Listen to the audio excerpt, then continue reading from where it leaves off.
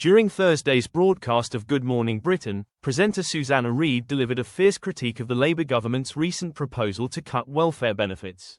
Sitting alongside co-host Ed Balls, the 54-year-old journalist expressed shock that a Labour-led government would implement a policy that, according to its own internal analysis, is expected to push an additional 250,000 people, including 58,000 children, into poverty. "This is remarkable," Reid said bluntly. A Labour government suggesting a welfare cut that its own figures say will result in 250,000 more people living in poverty. How can a Labour government do this? Even their own backbenchers are asking that. It looks like austerity, something completely against what the party is supposed to stand for. Former Chancellor Kwasi Kwarteng agreed, noting the Labour government's difficult balancing act. "They're facing serious financial pressures," he said. "With rising costs and a commitment to increase defence spending, they are forced to make tough decisions. But it's clearly causing political damage." Reid, however, was unswayed by that justification. "So they're prioritising war and military expenditure while cutting support for the most vulnerable people in this country?" she responded. "That's a worrying direction."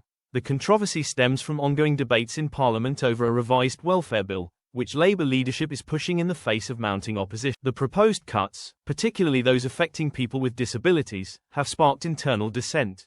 Over 120 Labour MPs have signed an amendment to block the reforms, enough to defeat the proposal if they vote against the government in the Commons. Meanwhile, Prime Minister Keir Starmer has downplayed the backlash.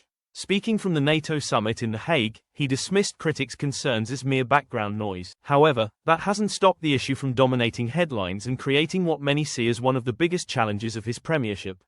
Deputy Prime Minister Angela Rayner confirmed the government would push ahead with the vote next week, a decision that could affect up to 800,000 disabled citizens.